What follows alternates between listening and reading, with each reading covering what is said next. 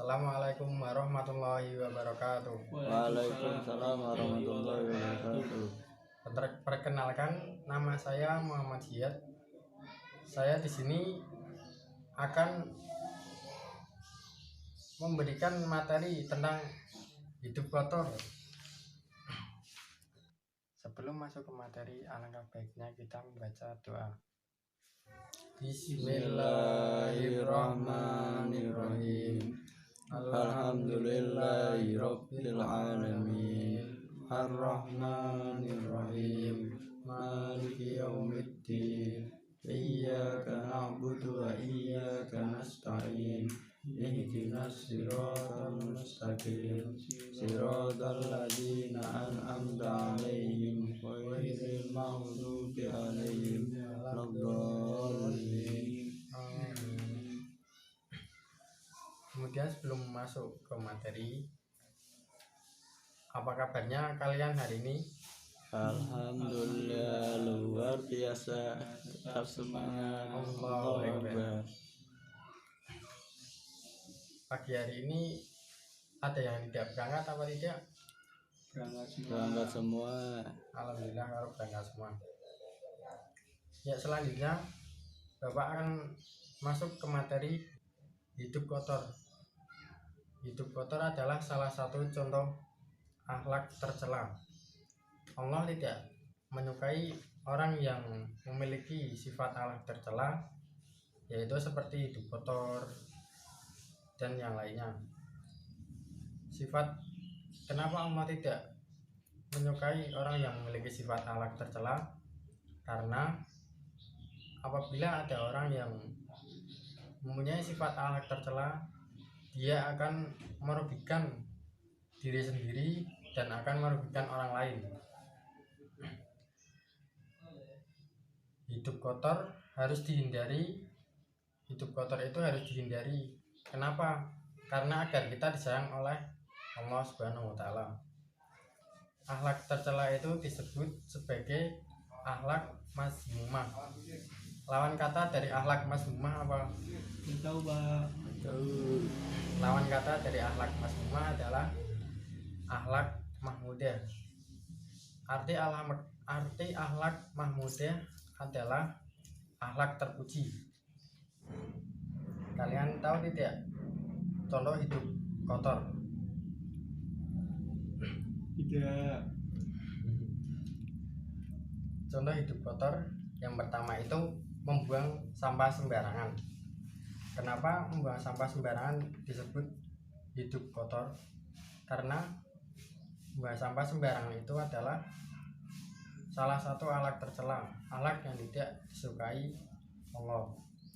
Apabila kalian membuang sampah di sungai, kemudian akan terjadi bencana banjir yang akan merugikan orang-orang.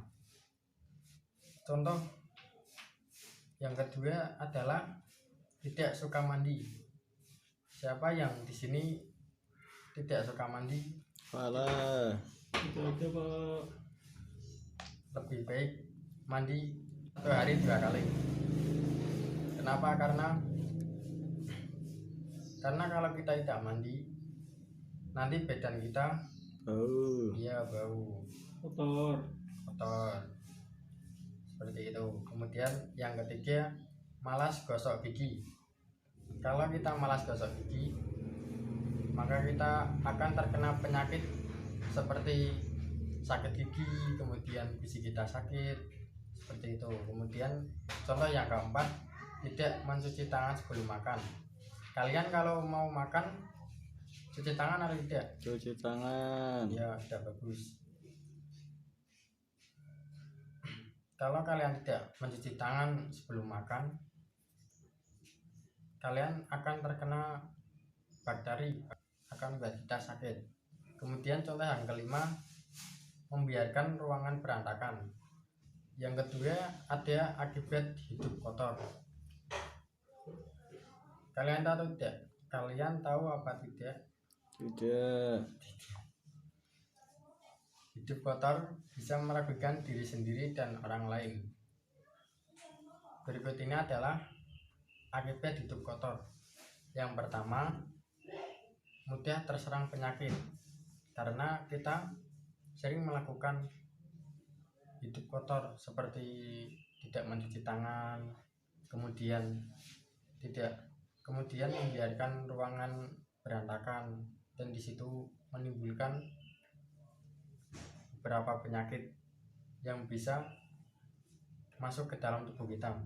Kemudian yang nomor 2, kita akan dijauhi teman.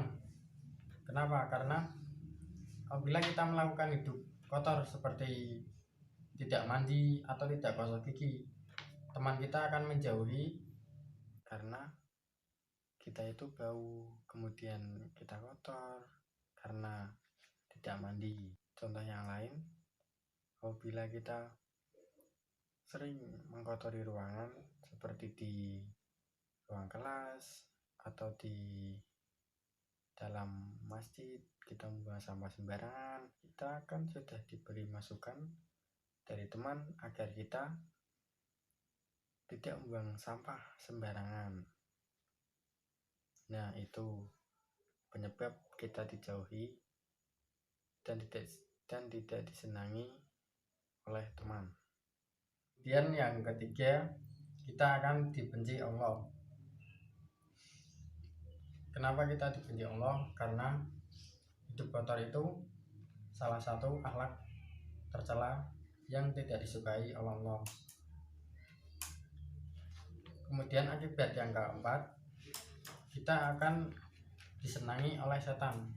Apabila kita tidak ingin terserang penyakit, kemudian dijauhi oleh teman, dibenci oleh Allah, disenangi oleh setan, kita harus menghindari hidup kotor. Nah, kita masuk ke cara-cara menghindari hidup kotor. Pertama, kita harus membiasakan mandi sehari 2 kali atau boleh lebih.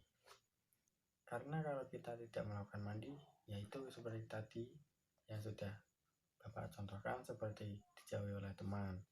Kemudian yang kedua, kita harus rajin menggosok gigi agar gigi kita itu selalu tidak bau dan tidak terkena sakit gigi.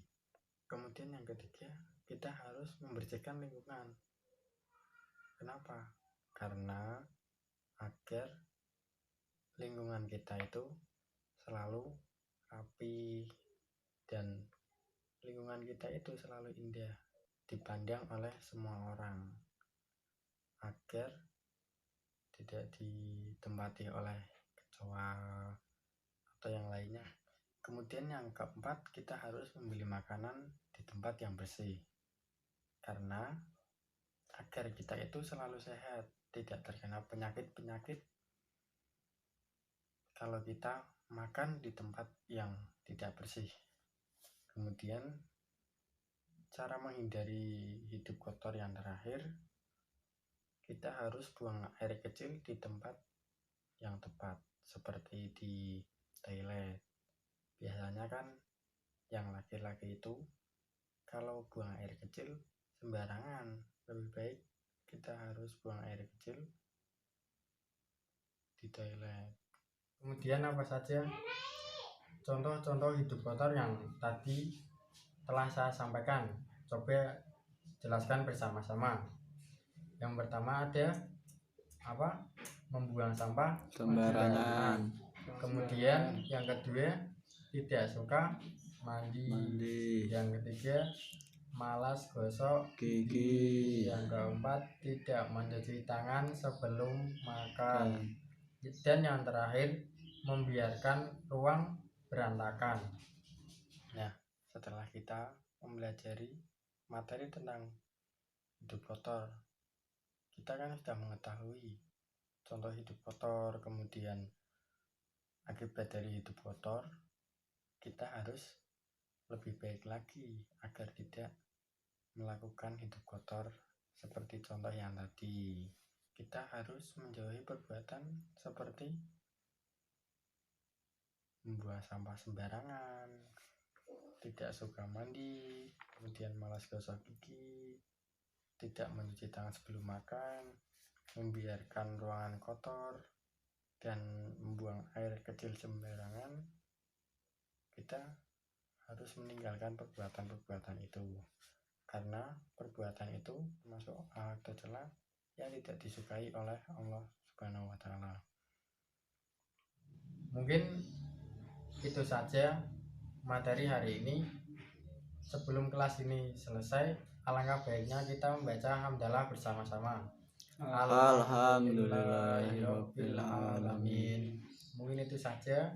Wassalamualaikum warahmatullahi wabarakatuh. Waalaikumsalam warahmatullahi wabarakatuh.